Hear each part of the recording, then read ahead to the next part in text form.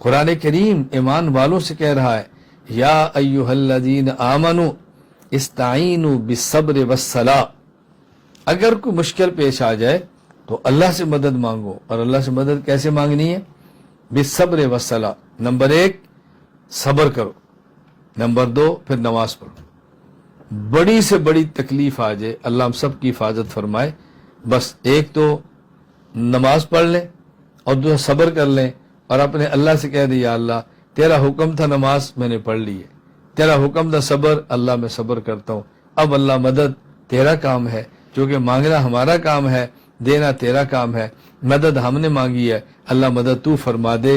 تو یہ انسانیت کا تقاضا ہے، اور ہم تو علماء ہیں جیسے بھی ہیں.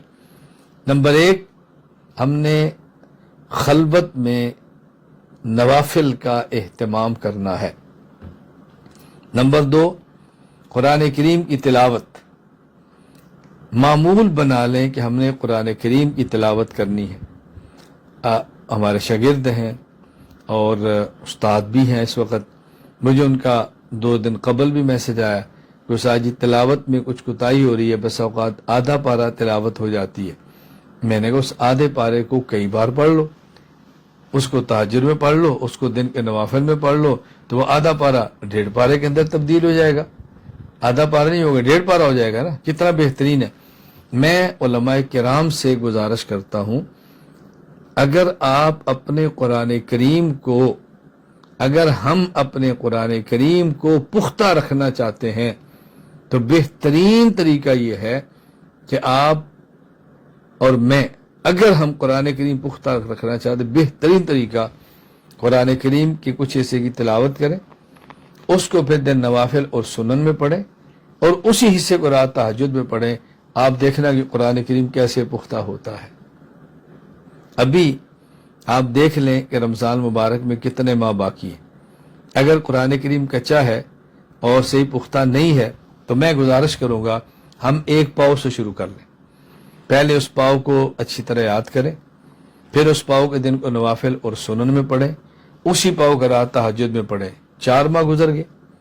اس کے بعد پھر آدھا پارہ کر لیں، پہلے دن تلاوت، پھر اس کو سنن نوافل، پھر تہجد میں. 4 اور 2 6 گزر گئے. اس کے بعد پھر 1 پارے پر آ جائیں. پہلے اس پارے کو یاد کریں، پھر سنن نوافل میں پڑھیں، پھر تہجد میں پڑھیں. 7 ماہ گزر گئے. آپ رمضان تک پہنچ جائیں گے. شعبان تک میں نے پہنچا دی ہے، آگے رمضان آ جائے گا. آپ دیکھنا کہ قرآن کریم تراویح میں پڑھنے کا مزہ کتنا آتا ہے، کتنا مزہ آتا ہے. مجھے ایک بات حضرت مزاح یاد آ گئی ہے. میں ملک کا نام بھی نہیں لیتا کہ فلاں ملک میں سفر پر تھا، اور لے بھی لوں حرج نہیں ہے، چونکہ عام بندہ تو نہیں سوچ سکتا میں کس کے بارے میں کہہ رہا ہوں. وہ بیان کے اندر شاید بیٹھے ہوں، وہ سنیں یا بعد میں سن لیں گے. تو میں ایک سفر پہ تھا، ساؤتھ افریقہ کا سفر تھا. تو ایک عالم تھے، مجھے وہ کہیں لے جا رہے تھے، گاڑی چلا رہے تھے. تو ایسے بات چل پڑی قرآن کریم اور تلاوت اور رمضان کے حوالے سے. تو وہ پختون تھے، تو چونکہ وہ حافظ نہیں ہے تو ایسے چلتے مجھے کہتے لگے اللہ کا شکر ہے میں تو حافظ نہیں ہوں کہ مجھے رمضان میں مصلی سلانا پڑے. یعنی ان کا مقصد یہ نہیں تھا کہ قرآن حافظ نہ ہونے پر کو الحمدللہ کہہ رہے ہیں، بس ایسے مزاح شغل میں کہنے لگے، کہتے اللہ کا شکر ہے میں تو حافظ نہیں ہوں کہ مجھے تراویح کے اندر قرآن پڑھانا پڑے، تو مجھے یاد نہیں کرنا پڑتا. میں بطور مزاحی بات عرض کرتا ہوں. تو ان کو شوگر کی بھی تکلیف تھی، تو مجھے کہنے لگے مولانا اپنے شوگر کو کیسے کنٹرول کیا. الحمدللہ ثم الحمدللہ، اللہ کا بہت کرم ہے کہ ایک وقت تھا کہ میری شوگر 550 تک تھی، اور ایک وقت تھا کہ 335 تک خالی پیٹ صبح و شام دوائیوں کے ساتھ تھی، اور آج میرے اللہ کا کرم ہے کہ 120-30 پر ہوتی ہے بغیر دوائیوں کے الحمدللہ. اور بہت سی چیزیں میں آپ کو اب اپنی صحت پر تو تبصرہ نہیں کر رہا، میں بتاؤں میں کیا کیا کرتا ہوں.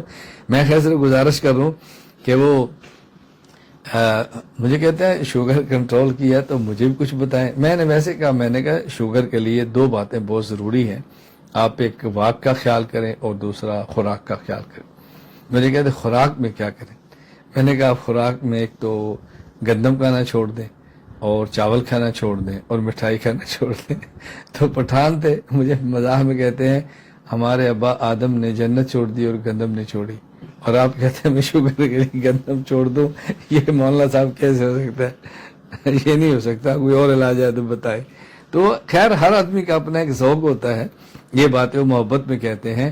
حکیم الامت حضرت تھانوی رحمہ اللہ، مجھے یہاں پر بات یاد آئی، حکیم الامت مجدد المدت مولانا اشرف علی تھانوی رحمہ اللہ فرماتے تھے کہ بس اوقات کسی بندے کا شعور اور کسی بندے کی عقل اتنی ہوتی ہے، وہ ایک بات سادگی میں کہہ رہا ہوتا ہے، اس بنیاد پر اس پر کفر کا فتویٰ نہیں لگاتے۔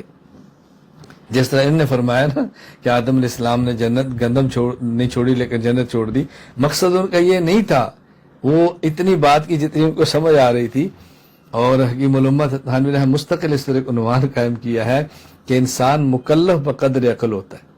میں نے کچھ اس کی مختصر سی گفتگو اپنی کتاب اصول توحید کے اندر کی ہے، توحید باری تعالیٰ، آپ اس کو دیکھ لیں تو آپ کو لطف آئے گا دیکھ کر، جہاں میں نے وہ جاریہ حدیث جاریہ پر گفتگو کرتے ایک جواب دیا ہے کہ انسان مکلف بقدر عقل ہوتا ہے۔ خیر میں یہ عرض کر رہا تھا کہ ایک تو قرآن کریم کی ہم تلاوت کا اہتمام کریں اور قرآن کریم پڑھیں، ایک حصہ متعین کریں کہ میں نے اس طرح حصہ قرآن کریم کا پڑھنا ہے۔ نمبر 2، پھر اللہ تعالیٰ کا ذکر کریں۔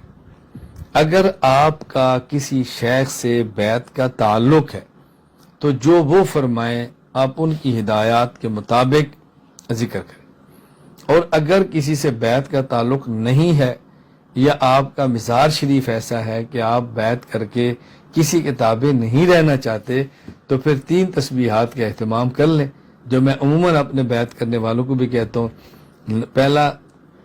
پہلی تسبیح لا الہ الا اللہ، یہ 100 مرتبہ پڑھیں، اور آخر میں 1 مرتبہ پڑھ لیں محمد الرسول اللہ صلی اللہ علیہ وسلم، اور ایک تسبیح استغفر اللہ استغفر اللہ استغفر اللہ، ایک تسبیح آسان ترین اور مختصر ترین درود و سلام صلی اللہ علیہ وسلم صلی اللہ علیہ وسلم صلی اللہ علیہ وسلم، یہ سب سے عام ذکر ہے۔